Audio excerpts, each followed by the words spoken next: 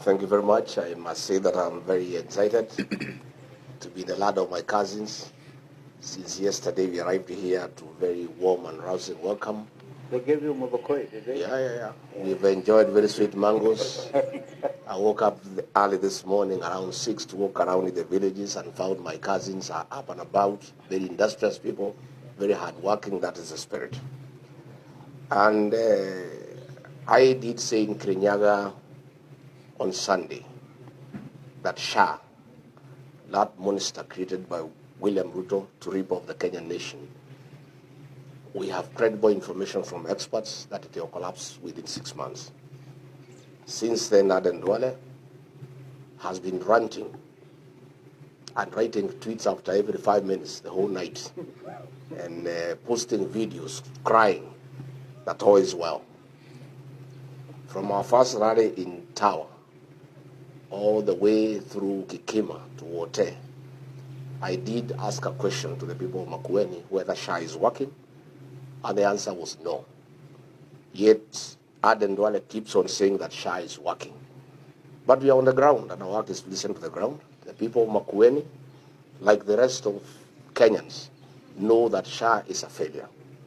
And SHA will collapse because it was not a program to sort out health insurance, but a scheme to rip off the people of Kenya. Aden Duale did challenge me to give information and facts as to what I said. And I've seen he was busy the whole night crying. Let him stop crying. He needs to preserve those tears because what is coming is much more. And will continue every day. And I want to thank the people of Kenya, especially public servants, civil servants who are disgruntled by what is happening in Kenya, the theft of public resources, wanton corruption, misappropriation of public funds. They keep on giving us information. I want to assure them that we will treat the information with confidentiality and will not expose them so that they are not exposed to harm by the state. Before the launch of SHA, NHIF had proposed that they be provided with 800 million Kenya shillings to create a new system, to upgrade the system that they had, to make it compliant to the present times. Instead, William Ruto, with a scheme to loot funds from the people of Kenya, scrapped off NHIF and brought SHA. And a system was procured at a cost of 104 billion Kenya shillings. NHIF had indicated that they only needed 800 million Kenya shillings to upgrade the system. A consortium was created, and in this consortium there was Apero Limited with 59.85% shares. This Apero is associated with Adani. Then Safaricom Kenya Limited, 22.56%.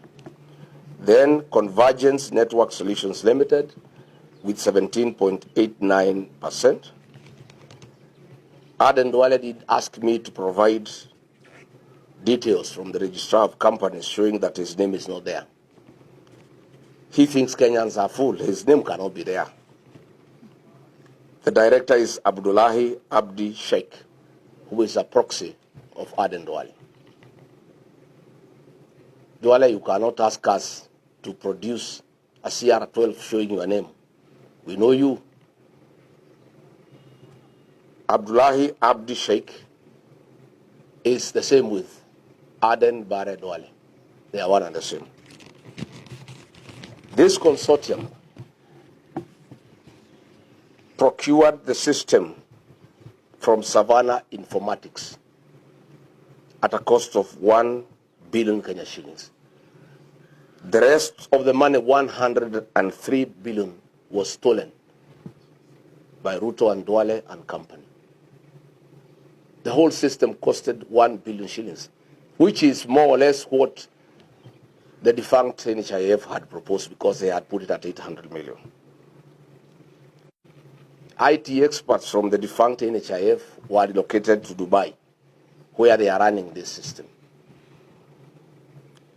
Every second of the month, Convergence Network Solutions Limited receives 600 million, and Aden Duale makes sure that they are paid promptly without failure, because this is money that they are stealing from the people of Kenya. And it's a shame that hospitals have rendered services to patients across the country have not been paid, and they are owed billions of shillings. But this company owned by Duale is paid on the 2nd of every month. And what is even more interesting, to conceal their intentions, this money is paid through Digital Health Agency, whose executive chairman is Silas Matwa. Silas Matwa is a business partner of William Ruto and runs Amaco Insurance on his behalf. So this theft in SHA is a scheme by William Ruto and Aden Duale.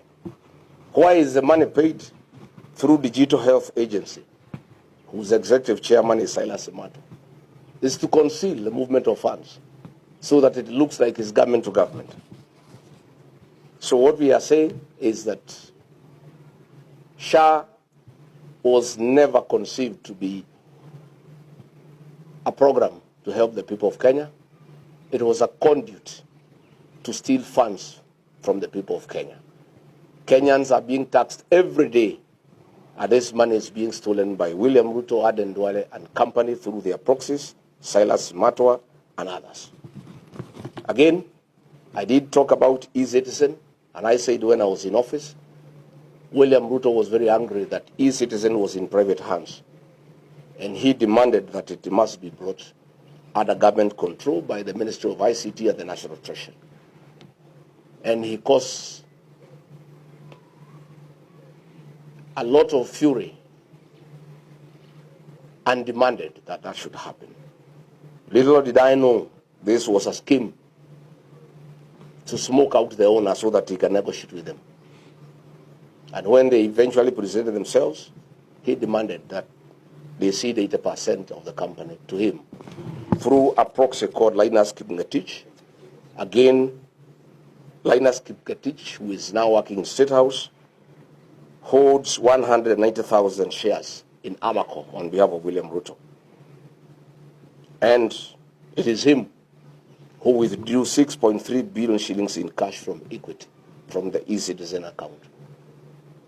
It's a shame that in Kenyatta National Hospital, patients pay for their stay there through e-Citizen, but no funds are remitted back to the hospital to help the patients, to buy drugs, to buy reagents, and to buy food.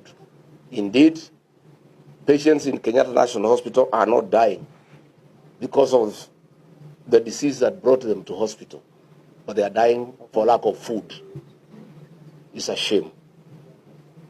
So as we speak, we are excited to be here in Makueni because the people are resolute that they want to be part and parcel of the forthcoming liberation of the Republic of Kenya. And we are very encouraged from what we have seen, and we want to assure the people of Makueni, and indeed the entire country, that we are clear that we will do what they want. They want us to give them a single presidential candidate to face William Ruto. That determination from our part as leaders is firm, and nothing can change. I want to assure the people of Kenya that on a daily basis, we'll continue to expose William Ruto and his government on all the evil things that are going on in the country. We will not be intimidated by personal attacks and attempts to divert us from what we need to do for the people of Kenya. Finally, let me also join the Honorable Stephen Kalonzo Musyoka in expressing disgust and horror at what happened in the middle of the night at Gikomba. When we were campaigning with William Ruto, I was running it. We made a firm undertaking to the people of Kenya that in the new administration, demolitions and evictions will never happen. And if they have to happen, the people being evicted must first be relocated to their new places of occupation. We also did agree that no demolition and eviction will ever be done at night. I started differing with William Ruto, our second year in office, when he went against what we had agreed and started a systematic program of evicting people from their land and from where they have lived for life. What happened last night is inhuman, it's brutal, it's unacceptable, it is persecution of small traders. And we ask him, William Ruto, we know, we understand your frustration that Kenyans want to send you home to be a one-term president. But why are you at war with the Kenyans? You are at war with the Kenyans. Why do you release policemen and other people with such vicious brutality in the middle of the night to persecute the people of Kenya? The purported arrest of Sakaja was diversionary.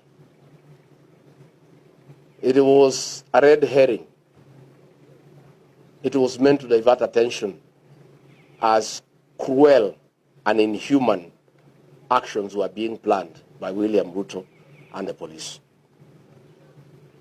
I want to ask the traders to take heart and to appreciate that difficult as things are, our day is coming. And we have a date with William Ruto next year on the 10th of August. And we must put an end to these inhuman and brutal acts against innocent Kenyans who are trying to eke out a living. Thank you very much.